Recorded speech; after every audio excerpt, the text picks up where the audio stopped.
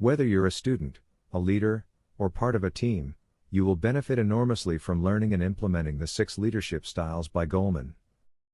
This video explains these 6 leadership styles, their pros and cons, when to use them, and how they impact team climate. I've taken my leadership to a whole new level with this framework. You can do that too. After 1 minute on the basics, we will get to the styles themselves. After that, I'll show you why these leadership styles are the best by comparing with the Kurt Lewin styles and the full-range leadership model. If you are interested in leadership, please like this video and subscribe to our channel. The aim of this framework is to use emotional intelligence and the 6 leadership styles to reach resonant leadership. Daniel Goleman describes the concept of resonant leadership by explaining what a resonant leader is. I've shortened it to the following, which is a partial quote. He was attuned to people's feelings and moved them in a positive emotional direction, and resonating with the emotions of those around him, leaving people feeling uplifted and inspired. Successful implementation results in emotional comfort, cooperation, idea sharing, and strong emotional bonds. The 6 leadership styles come from Daniel Goleman's 2000 article in the Harvard Business Review. Goleman underlined that using each style is a strategic choice. Instead of finding one style that fits you, or matches your behavior or personality, you should try to use the optimum leadership style for each situation. Strategic choice would mean to purposely select which style to use and not simply reacting to situations spontaneously and emotionally. Use the 4 competencies of emotional intelligence to determine which style should be used. It's worth repeating that all these styles should be used on different occasions, and to different degrees. Check out our channel for a video on emotional intelligence. Each style will now be introduced briefly in under 2 minutes. To learn more and get the full picture, watch our deep dive videos for each style. Remember that all styles should be used, so keep watching till the end. If you haven't already, please click like and subscribe to our channel. The first style out is the commanding leadership style. A commanding leader is the traditional boss who makes all decisions. This leader monitors things closely, and provides total clarity at the same time. The team members will pretty much be told what to do, and when to do it. The commanding leadership style can work to an acceptable level when leading teams of low skill, or when quick decisions are needed and required. Commanding leadership can build resonance by reducing fear and uncertainty, provide high clarity, and enable high speed in moving forward. The commanding leadership style, sometimes also referred to as directive or coercive leadership, normally has a negative impact on team climate and performance. This means that you should use commanding leadership on very rare occasions when it is truly needed.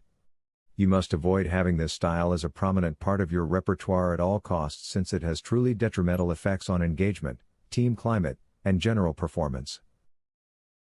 Personally, I use this style when decisions must be taken so fast that there is no time to consult others, or in extreme conflict situations.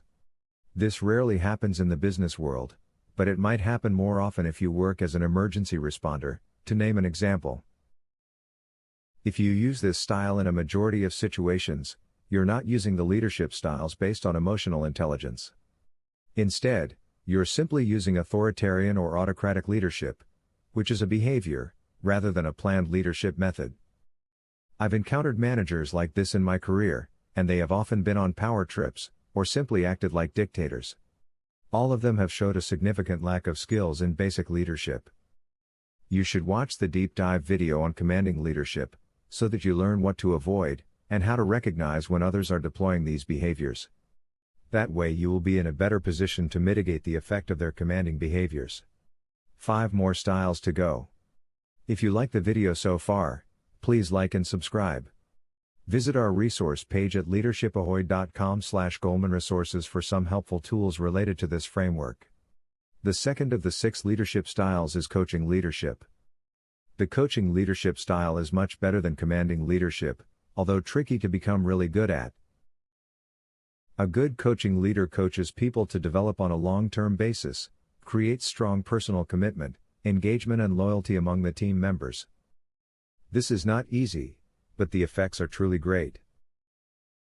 Coaching leadership can work well when people are willing to be coached, and the leader is skilled as well as able to put in the substantial amount of time required for success.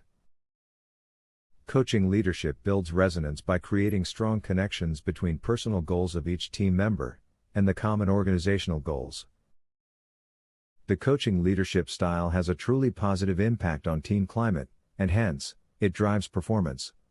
It's difficult to become a really good coaching leader, and coaching people require lots of time from you as a leader. Furthermore, the coaching process is long-term, and the growth of the team member can take a year, or even longer. Once true development has been achieved, the coach team member might in turn start using the style and coach others. This way it can create powerful ripple effects in your organization. Personally, I coach a few selected individuals in depth over about 6 months, and then switch to others for a while, before I return to the previous coachees. I prefer this, rather than trying to coach everyone at the same time, which often gets so diluted that the effects don't really materialize. Don't spread your efforts on too many people. After you finish this video, learn more about coaching leadership by watching our in-depth video on that style. You will learn how to get good at it, the pros and cons, and to generally be aware of the effects and potential risks of this leadership style.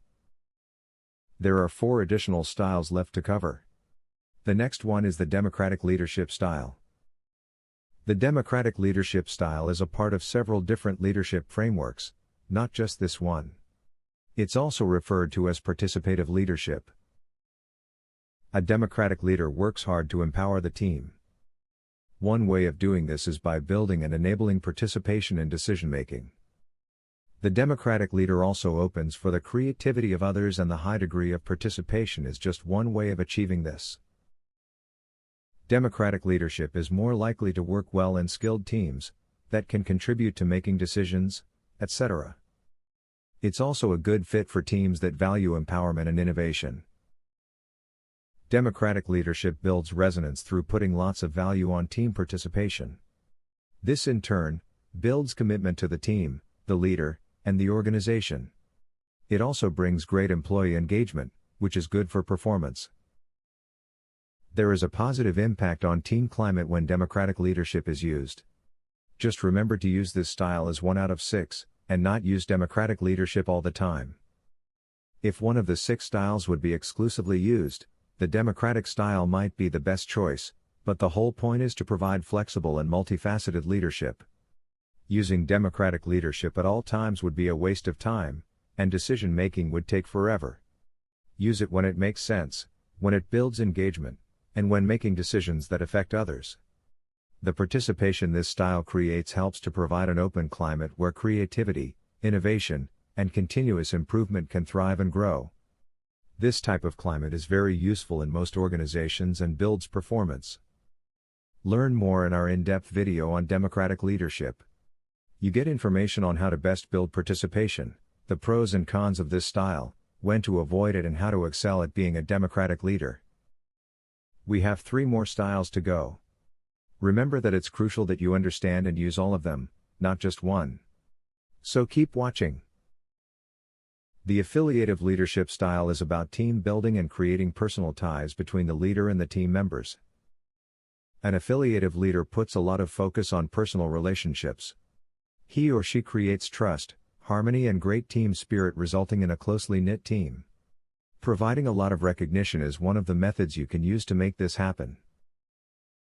The affiliative leadership style works well in general. There might be an even stronger effect where team building is of additional importance, such as new teams or in challenging or troubling times when people need to come together. Affiliative leadership builds resonance by bringing people closer together in harmony, with lots of trust, and lots of support. Affiliative leadership has a positive impact on team climate, which essentially means that it drives performance when applied in the right dose. Although affiliative leadership is generally good, it can easily go too far. A leader that has become friends with the team can find it difficult to provide negative feedback, challenge people to perform better, and take difficult decisions affecting team members. If you are a strong affiliative leader, make sure you don't become too much of a buddy with your subordinates. They need a leader much more than they need a friend. I use the affiliative leadership style in my teams by valuing their families, how people feel, sharing ups and downs in the team, and in many other ways. It results in people caring more about each other and a willingness to help a colleague in need. There are additional pros and cons with affiliative leadership, and it's all about balancing this style with the other 5. Learn more in our video on affiliative leadership, including how to become more affiliative and how to avoid going too far with it. 2 of the 6 styles remain to be explained, namely pace setting and visionary leadership. Pace setting is crucial in the business world, but can wreak havoc with your team climate if used the wrong way. Visionary leadership might be the strongest of all the 6 styles, so you should definitely stay till the end and learn about these styles as well. Let's go through the main points of the pace-setting leadership style. Pace setting is about leading the way in terms of performance with the leader as an example for others to follow. A pace-setting leader puts an extraordinary focus on results and expects excellence from all team members in reaching those results. This leader does not tell others what to do as the commanding leader, but rather leads by example. Pace-setting leadership can work for shorter performance spurts, and when results are completely crucial for the team and organization. The pace-setting leadership style builds resonance through meeting goals together, as a team. This provides a common feeling of accomplishment and capability, which can build confidence and a sense of belonging. Pace-setting sounds pretty good so far, but it actually has a negative impact on team climate which will jeopardize future performance. However, it still serves an important purpose. It's simply a matter of using it in limited doses, and not go into permanent pace-setting mode. I use pace-setting every now and then in my role as the head of a senior management team. I use it when we are stuck, or temporarily lost our sense of urgency on a specific topic. I also use it when we have to push to meet that important deadline, or deliver on an extra crucial financial KPI. Luckily, I rarely need to do this since the team is already high-performing. I prefer looking at pace-setting as an afterburner that you can use for an extra kick now and then, but it'd deplete if used too often. If you use it too much, people will become exhausted, disillusioned, and disengaged. Performance will drop, and people might start leaving. Learn more about pace setting and find out how you can use it in an advantageous way together with the other 5 styles. Check out our pace setting video to learn about the right level of pace setting and how to recognize this style when used by others. The last remaining style is probably the most powerful of the 6. After that style, I will explain why this framework is so much better than the other ones out there. Again, please like and subscribe to support our work. The 6th leadership style, visionary leadership, is built on inspiring and motivating people to pursue a long-term vision. A visionary leader gets the big picture. He or she creates a compelling long-term vision with the team and is great at communicating that. This type of leader inspires and motivates others to pursue that vision. Visionary leadership is sometimes also referred to as authoritative leadership. The visionary leadership style works best when a long-term plan is needed, and motivation needs a push. This could be a need for growth, change or transformation for instance, but it works well in other occasions as well. The visionary leadership styles drives resonance by bringing people together, and working cooperatively towards the same goal. This way of working actually has some similarities with democratic leadership. You should use the visionary leadership style often, since it has a positive impact on team climate. I once headed a major transformation journey in a company in need of a turnaround. Setting a compelling vision of what the future could look like, and communicating that, were key elements in getting all the employees on board with the change. We all rolled up our sleeves and worked hard together to fulfill that vision. The management team constantly had to communicate and support people if they were stumbling in this difficult endeavor. After a few years, the company, as well as all the employees, were in a lot better shape, both in terms of well-being as well as financial results. The visionary leadership style should be a key tool in your leadership toolbox, and I strongly suggest you learn more about this style. Check out our video on visionary leadership to learn how to avoid the pitfalls that come with the style, as well as its pros and cons. You can also learn a lot on how to create, describe and communicate a great vision. This part can be difficult, but it can definitely be learnt. You can also find a link to our resource page in the description. Visit that page to learn more about how you can educate yourself further to become a better leader. These 3 examples will explain how the different styles can be used together in different combinations depending on the situation's needs, the organization, and the people. The illustrations aren't exact at all, it's just to give food for thought on different environments and the use of the styles. Example 1, Fast food restaurant. Low-skilled employees, repetitive tasks, and well-developed processes. Work procedures should be clear and strictly followed. Sticking to the process is the name of the game. This requires some commanding leadership. If you're skilled, you might rely on coaching to get the employees to follow procedure instead. Getting the employees to stay in the long term will be easier if you apply some affiliative leadership. Handling peak hours might be easier with some pace setting. I'm sure that other situations would call for the other styles to some degree. Example 2, Advertisement agency. High-skilled employees, creative tasks, low repetition, and a strong innovation need. Create an environment where initiative and ideas thrive by using democratic leadership. Build trust through affiliative leadership, grow junior team members through coaching, push for extra efforts close to deadlines with some pace setting. Add some visionary in there if you plan on growing the agency to become a leader within a segment. Example 3, Global company. I personally lead a global management team in a company with more than 1,000 employees. My direct reports are senior leaders with functional or geographical responsibilities. The scope involved is enormous, ranging from manufacturing to development, accounting to technical service. Commanding is rarely used, perhaps only when it comes to legal compliance. Visionary leadership gives the entire workforce a goal to reach and a path to follow. Democratic leadership is a must in the management team meetings to give the specialist room to contribute. Coach leaders of different layers to ensure high future performance and proper succession. Build harmony and trust through affiliative leadership and pace set occasionally in conjunction with critical deliveries. I have been using this system for years in top leadership roles where I've been accountable for businesses as large as $300 million. Remember that you should try to use all of the styles. They all have a purpose and will help you to excel at leadership. Feel free to ask me questions in the comment section on which styles to use, how to apply them, or any other questions pertaining to leadership. I'd be happy to help you. Before showing why this framework is better than all the others, please like and subscribe, I'd really appreciate it. Why are the Goleman leadership styles the best? If you're already convinced, you'll be even more convinced in 2 minutes. Let's compare. The Kurt Lewin model and the full-range leadership model are 2 of the most widespread leadership style theories of today.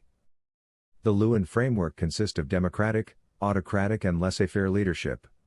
This set is from the 30s, and I think we can all agree that leadership and the world around us has changed a lot since then. Laissez-faire is also known as hands-off leadership, or simply the absence of leadership. In a nutshell, laissez-faire builds on the leader stepping back and letting the team lead themselves. There's no practical need for a leadership style that dictates you to stop leading. The autocratic leadership style, where the leader makes all the decisions with little or no input from the team, is very dated and not fitting for the modern world. It has proven several times to be a style detrimental to team engagement as well as productivity. The democratic style is a keeper, and it's the only one of these to qualify for the Goleman framework. Let's take a look at FRLM. Transformational leadership was born in the 1970s and is a very good leadership style that involves participation, vision, transformation, and emotional intelligence, just like the Goleman framework. Transactional leadership originates from bureaucratic leadership and has been further developed in the 1980s and 90s. Transactional leadership, which builds on repetition and target focus, can be very useful. Together with laissez-faire, which we already touched on, they are grouped in the full-range leadership model. Although the FRLM has 2 good styles, it lacks variety, which by the way applies to the Lewin framework as well. Change is very fast today, and leadership becomes more and more complex. Switching between 2 styles is simply not good enough. There are so many situations that don't fit either transformational or transactional styles, and additional tools are needed. That's where the 6 leadership styles by Daniel Goleman come in stronger and more flexible. Let's summarize the arguments favoring the Goleman leadership styles. 1. The Goleman styles are modern and better fit today's requirements. This is especially the case when comparing with the outdated Lewin model. 2. The Goleman set gives more flexibility of styles and their proportions. To begin with, you can use the styles in different combinations and frequency as shown in the examples a minute ago. The Lewin styles are polar opposites, so switching between them can be disruptive. The FRLM allows better switching, but there is a big jump between the two relevant styles, making transitions more difficult. 3. The Goleman set includes the essentials of Lewin, the FRLM, and more. Besides simply having a wider array of tools, the Goleman styles cover most of these two models. The Goleman set is very much built on emotional intelligence, just like the transformational style. If you translate the transformational leadership style to the Goleman model, it is pretty much a mix of democratic, visionary, and coaching leadership. Obviously, the democratic style compares well to its counterpart in the Lewin set. Transactional corresponds rather well to a mix of commanding and pace setting. The Lewin style of autocratic leadership is covered by the commanding style. On top of this, add the affiliative leadership style. For 20 years, I've studied, observed, and practiced leadership. During this time, the Goleman framework has had a major impact on me as a leader, and I am confident that this is the most useful leadership styles framework of today. Here's where I need your help. The Lewin framework is still very dominant, and I need you to like this video and help me reach 10,000 likes. This could result in this framework outranking the Lewin videos here on YouTube. That, in itself, will help to spread these 6 fantastic leadership styles to a broader audience. So if you haven't already, click like and share this video to your friends so they can like it too. In return, I'd be happy to respond to any leadership questions that you post in the comment section of this video. Please remember to subscribe as well, and watch all our deep dive videos on the 6 leadership styles. If you want more support and guidance, feel free to visit our resource page at www.leadershipahoy.com/Goleman-resources. Thank you for watching this video. I hope you enjoyed it and that it leaves you hungry for more leadership knowledge.